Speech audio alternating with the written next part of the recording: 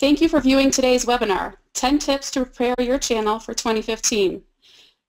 Today's presenters are Heather Margolis, President and Founder of ChannelMe Consulting, and Eric Flynn, CEO of Treehouse Interactive. Now, a brief overview of Treehouse in case you're not familiar. Treehouse has 2 award-winning products for partner relationship management and a marketing automation platform. We're founded in 1997, headquartered in Salt Lake City. We're an Oracle Gold partner, a Salesforce AppExchange program partner, as well as a Microsoft Dynamics CRM partner. Now, just a few clients here you may be familiar with. Xerox, Quantum, and SunGard are just a few of the clients that we're proud to call our clients. Now, just a little bit of our webinar philosophy. We put together this platform to give leading industry analysts and experts their voice to share channel practices and technology advancements for you all so that you can immediately implement them into your own marketing programs. We really strive to bring you real-world examples wherever possible so that you can not only hear these best practices but also see them in action. Now, I'd like to introduce you to Eric Flynn. Eric has been CEO of Treehouse Interactive for over 12 years. He's got years of experience in executive roles in channel sales and marketing positions at companies including Quantum, Fujitsu, and iOmega. He's a channel expert and frequent contributor to industry publications like Channel Market Report. He's implemented hundreds of PRM solutions and holds 2 U.S. patents. Eric, with that, I'll turn it over to you. Thanks, Megan. And I get the distinct pleasure of introducing my friend Heather K. Margolis, also known as the Channel Maven for all of you socialites out there in the social media sphere. Heather is a recognized industry expert. She speaks extensively to vendors and solution partners on all things channel. She's launched and managed new channel and communication strategies around the globe for many large companies. And here to share a little bit more about herself and her company is Heather Margolis. Thank you so much, Eric and Megan, and all of you for joining. ChannelMe was founded in 2009, and we really focus on helping our vendor clients better communicate to their partners and help those partners better market and communicate to end customers. Of course, we're leveraging the most effective new social and traditional marketing strategies, so that includes email and events and face-to-face meetings as well. Of the clients that we work with, we have our vendor clients on the left, and we are very fortunate to also work with an amazing group of solution providers and service providers. So we always have our finger on the pulse of what these partners are looking for, what they're using that their vendors have provided them with that may or may not be working, and the platforms that help them run their businesses better. Well, today's format is going to go back and forth. Heather and I felt it would be a lot more interesting for everybody viewing if we had a more interactive discussion, so you'll hear both of us on all 10 of these tips, although we each brought 5 to the party.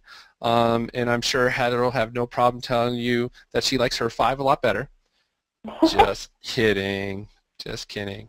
But want to make sure everybody's awake. So tip number 1, jumping right into it, is survey partner satisfaction. And you know, one of the first questions you might ask is, do I have a baseline survey? And for many of you listening to this, the answer may be no. So if the answer is no, now is a great time to get started. Put together a partner satisfaction survey.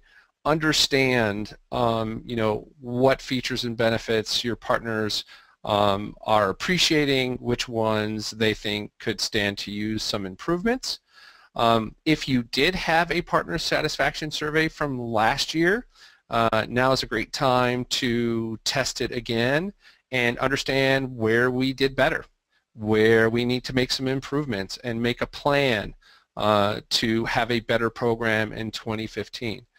You want to use this as an opportunity to also look at partner programs from competing companies and to assess your strengths or the strengths of your program relative to those of your competitors with respect to partner satisfaction.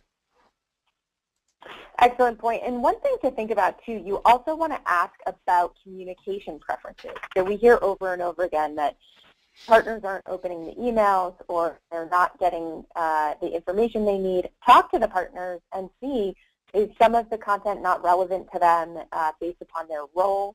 Are you communicating too often? What are the things you need to think about? And then, Eric, I have a question for you. When vendors are going out and sending this survey to their partners, do they need to keep the survey open for 5 days, for a month? What sort of best practices? You know, that's a really good question, and you know, I would tell you that typically the majority of the responses you're going to get in the first 5 business days, and typically in the first 2 business days. But a very typical implementation here is you send out the survey, and then 1 or 2 days later, maybe as much as a week later, you send out a reminder. You'll pick up additional partners that might have been too busy or missed the first email, and they'll fill out the survey. Another thing we'll recommend as a best practice is to offer some sort of incentive for, you know, either the first several folks to take the survey. If you have a smaller program, maybe you want to offer, you know, a $5 cup of coffee at Starbucks in exchange for their opinion. You know, partners are very busy, and you need to do something to get this to rise to the top of their plate or the top of their work pile.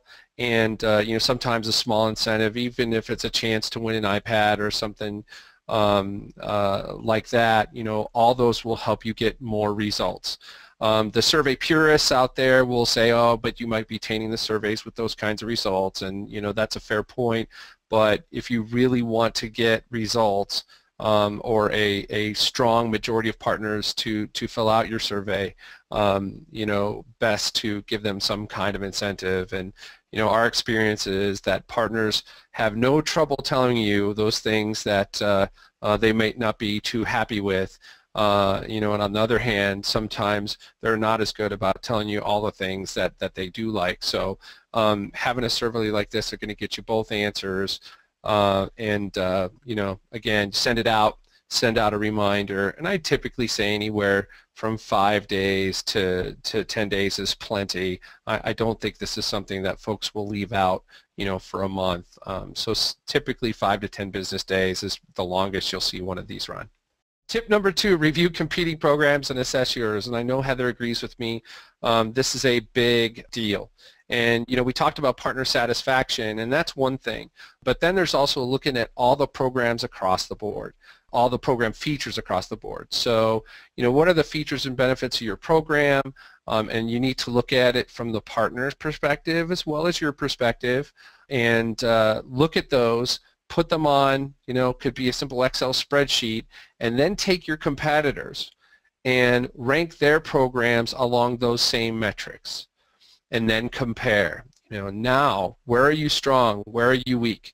And, you know, this is good for a couple of reasons, one of which, you know, if I understand where my strengths and weaknesses are, it's easier for me to put a plan together to shore up those things where I'm not as competitive and tout those things where I am more competitive. The second, less obvious benefit, it's one thing to go into a CFO's office or your boss's office and ask for more budget because you want to add a program feature. It is a completely different conversation when you have a competitive list and you put that in front of your CFO or in front of your manager and you say, hey, look, here's the places we're strong. Here are the places where our competitors are killing us. I need some budget in order to go and execute these new features that will make my program more competitive and will help me sell or help our partners sell more of our products. So reviewing your competing programs, assessing yours against those programs, and putting that together in a taxonomy, reviewing it on a regular basis is also a really good tip to do, not only this year, but every year. And I would also suggest adding to that not just the things that you find on from your partners or on a taxonomy. Go out to social and see what your competitors are doing to engage their partners. Is it do they have a LinkedIn group that's specifically for partners? Do they have a Twitter handle that's solely for their channel? So also look at things like that to see how you rank as well. That is such a good piece of advice. This really shouldn't be limited to your PRM system or your portal. You should take a much more holistic view. As Heather said, you know, review your presence on social media. I would also say that you should look at processes. and things like margin that you provide relative to those sorts of margins your competitors provide. You know, as many metrics as you can look at across your partner program, the better, because it's going to give you a better picture overall of how you're doing relative to your competitors. So tip number 3 would be yours. Great. So look at giving your communications a makeover. So this isn't just starting from what you did in 2014 and building upon that. It's looking at how you could maybe completely recreate that. Were your past communications received well? Are they the type and tone and topic that your audience will respond to? Identify some methods of communication to your partners that you should be leveraging for 2015. I'm a huge fan of the newsletter, which consolidates a bunch of emails. If you think about it, your partners on average work with 5 to 13 vendors total. If they're getting 5 emails from each of you each week, that's a minimum of 25 emails per week. At some point, they're just going to tune out. So anything you can do to consolidate your messages, like a newsletter, is great. Also, leveraging LinkedIn groups, where they're not only getting the information from you, but they're also getting a reminder from LinkedIn. Using a LinkedIn company page, or even new things like you be using Instagram. If you do a lot of events and have a lot of images, that's a great thing to do. Don't bite off more than you can chew, so think about how partners want to receive information, and hopefully you were asking them in that survey that we talked about. And also think about how frequently you want to be posting to a social platform versus an email or a newsletter. Do what's right for your audience. So when you're surveying them, if none of them are on Instagram, that's not the right tool. But it's important to ask so that you have a baseline.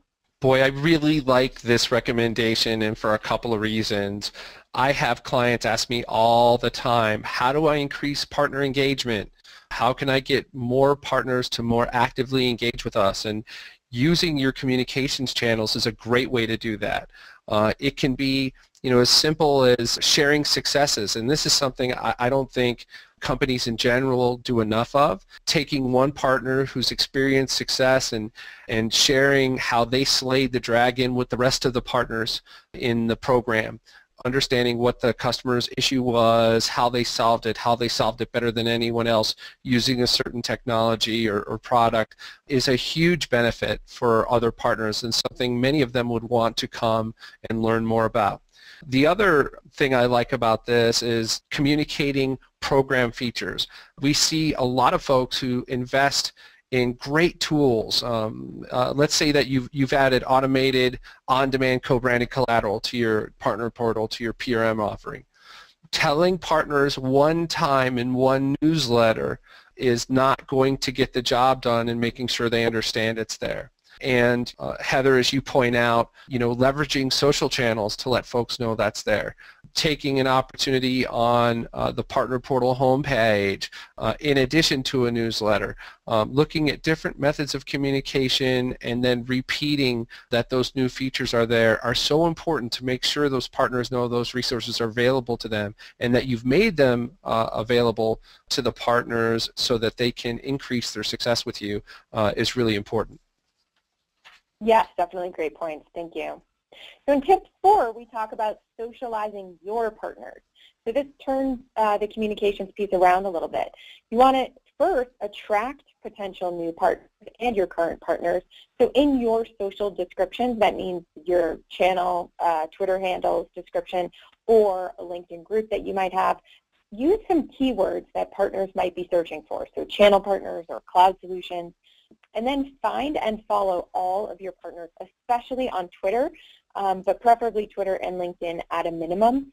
The reason for this is you're trying to show your partners that you're the type of vendor that they want to be working with and that cares about their business.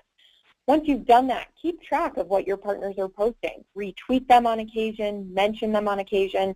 If you're really trying to help them drive business, you can find their content on their website, like an ebook or a video, and post that out as a piece of valuable content for your posts as well.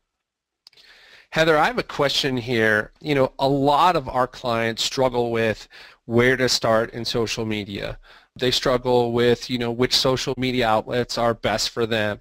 Do you have any suggestions, for say a B2B company versus a B2C company, and how to get started with social media if they haven't gone down that path with their partners previously? Sure. So B2B is a bit more tricky when it comes to social. Certainly those of us that follow any companies that are consumer products, there's more of an emotional response to it. So B2B is a little bit more about sharing information and keeping track of the company and making sure that you're building a relationship. That, I would say, first and foremost, LinkedIn. Having a LinkedIn group, making sure that you and or your field are connecting to the executives from your partner companies. And the next is Twitter. So Twitter is more of a corporate, your channel corporate handle following their corporate handle, but it's another way to show them that you are serious about wanting to partner with them and are willing to invest the time in trying to strengthen that relationship. That's great advice, and I think that's going to help a lot of the folks listening today. Thank you.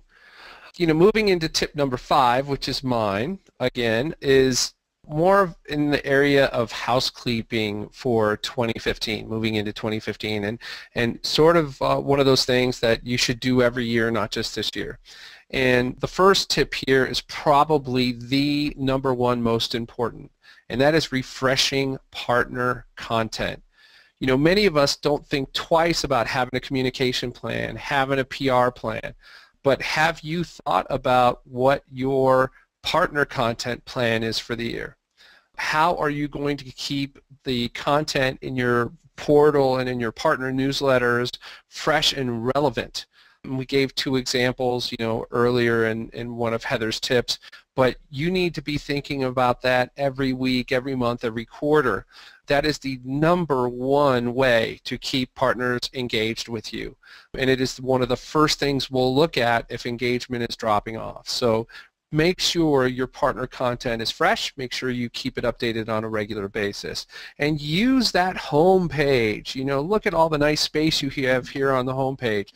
In this particular example with SunGuard, I've got some news items along with all the other data and menu items that I have in my partner portal. Leverage that to keep partners engaged with what you're doing and give them a reason to participate in your program. The next thing is a little less obvious but very important, and that is looking at partner demographics. A lot of the PRM systems today keep track of some key demographic information, and a lot of the new PRM systems like ours have the ability to ask partners to refresh their information 24/7/365, but can also force them to refresh it at least once a year. Typically it's at least once a year. And you want to look at that for a couple of reasons. One is, I want to understand, which partners are competent in which areas. If I have a lead distribution program, for example, and I've got a lead in a specific vertical, I'm going to want to go into my PRM system or my CRM system and find a partner that's competent in that vertical in order to distribute that lead in a way that's going to be most successful for my end user customer. So there's one example, but there are many others. If you want to look at key shifts, for example, let's say that partners are all starting to let you know that they're moving into a specific vertical. And what are your product plans in those verticals? What are your incentives in those verticals? Do you have any training programs that will help partners become more competent in your technology in those verticals? Those are all things you want to look at over time, and you want to make sure that you keep track of. And then logins. What sort of engagement do I have? If I've got partners that aren't logging into my system and aren't engaging with me on a regular basis, just like we do in email marketing, you have no non-clickers, non-openers, maybe it's time to get rid of those partners, or maybe it's time to send them a note and say, hey, listen, we noticed that you're not actively engaged. Is there something that we can do better, or have you just moved on? And if you continue to get no response, it's probably time to remove those folks from your program so that you can concentrate efforts on those partners that are the most actively engaged. And then lastly, reviewing your partner agreements. the number one recommendation I can make here is if you aren't already on electronic acceptance, move there as fast as you can. You can automate your partner agreements. If not all of them, you can automate a vast majority of them. I have one client that moving to electronic agreements saved over $1 million in legal costs in the first 3 years of the implementation of their PRM system. This is a big deal, and it's very difficult without a system to do this, to refresh agreements. They need to be refreshed regularly. You change business, the legal environment changes, your corporate environment changes. This is going to happen. And you need to have the flexibility to update not only the partner account agreement, so that agreement between your company and the partner company, but also things like a non-disclosure agreement for individual partners who are logging into your portal and potentially accessing sensitive information. And the last thing is looking at engagement, looking at downloads, looking at logins, looking at page views, understanding what's working, what's not, making changes accordingly. This is the time to do that. Looking into 2015. Eric, I have to chuckle when you talk about having online agreements.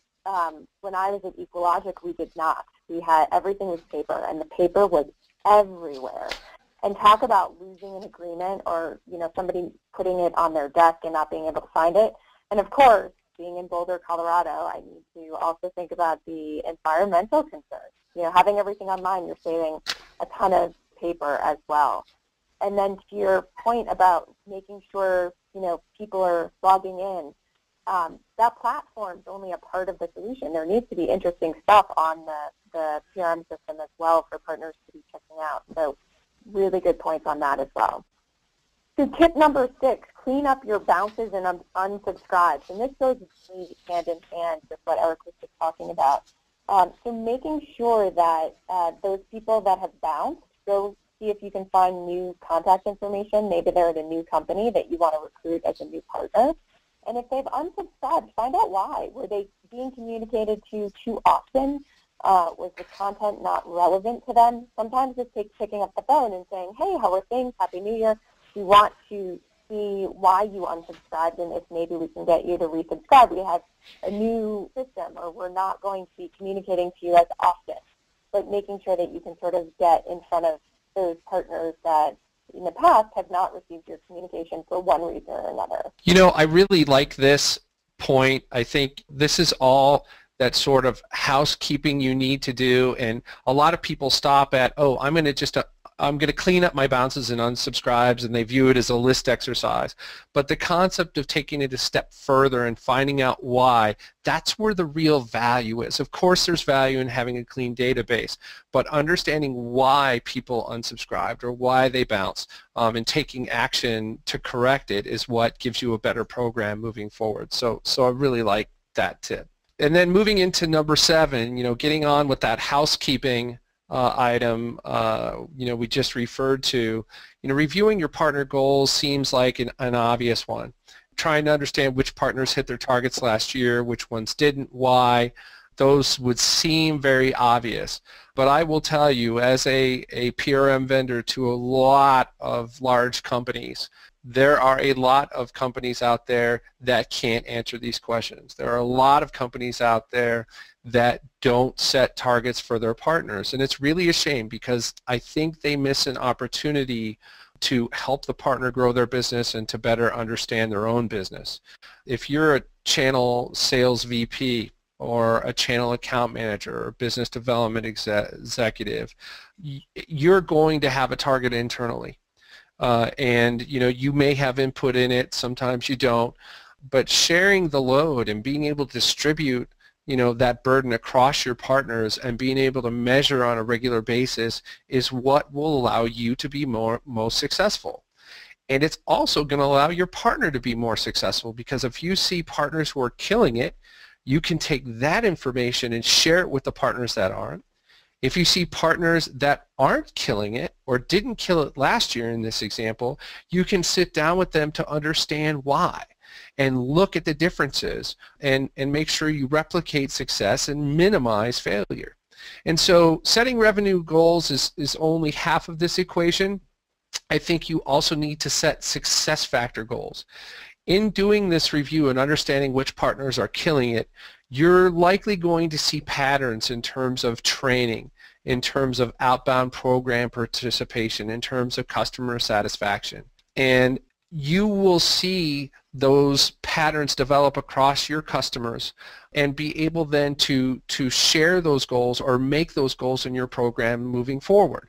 You know, a good example of a training program of companies in our portfolio, SGI has an outstanding training and accreditation program. They know that better trained partners are more able to support their customers in the field and are going to shorten sales cycles to get new products installed. You know, Dot Hill, and I'm going to show an example of this in a minute, does an outstanding job in helping partners utilize the tools that are available in their partner portal and helping them create their own demand.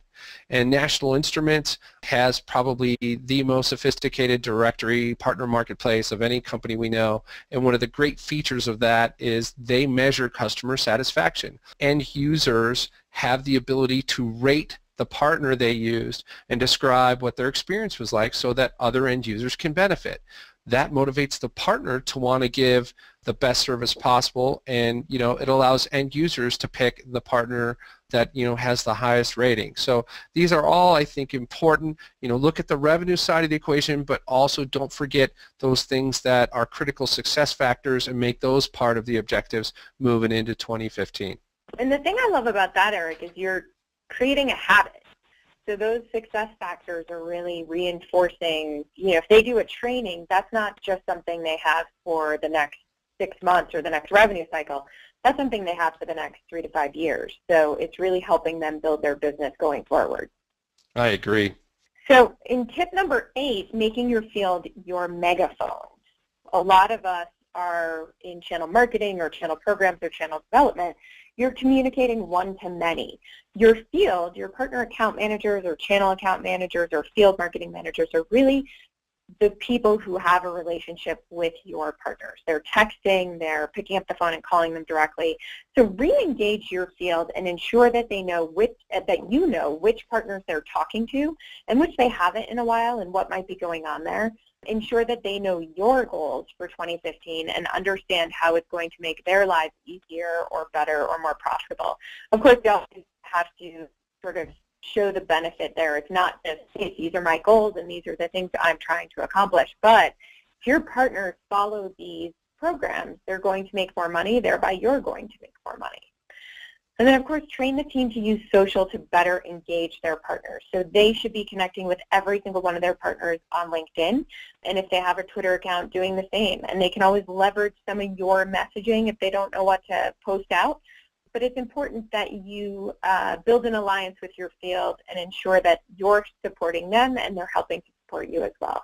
Boy, the thing I really like about this tip is getting everybody's goals consistent, you know, from the top down to your field sales and then field sales communicating that down to the partners. And, you know, if everybody's aligned, you have a much better chance of achieving your goals than if everybody's working towards different metrics and different objectives. So I really like this tip.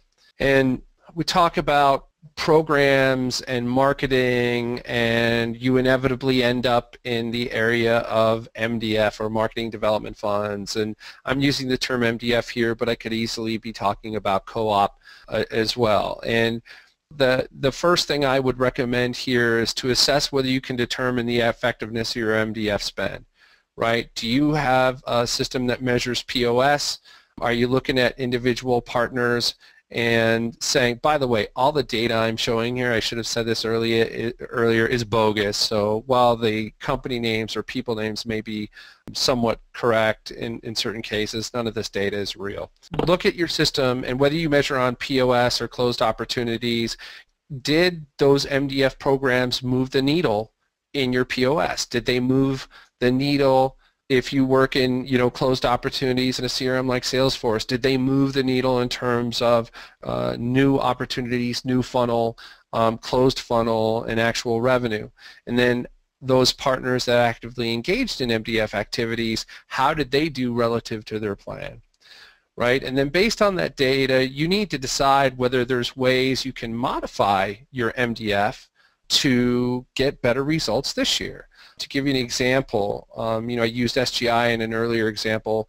One of the things I love about their MDF program is the partners, have to fill out an MDF request online, and they have to set their goals and their objectives. And they have to tell you what they're going to do post-program. They have to tell you what they're going to contribute to the program as well as what they're asking you to contribute to a program. And then, in order to get paid, they have to share what those results were. And right here on every single MDF request, I can tell whether I move the needle or not. Even if it's in terms of, funnel that's built, in terms of long lead time or long sales cycle time items, can measure in terms of funnel versus closed business. But helping to understand what moves the needle is a very big deal. This is also the time I'd look for improvements in process. Our system is a completely automated, paperless process that's auditable and measures against partner performance.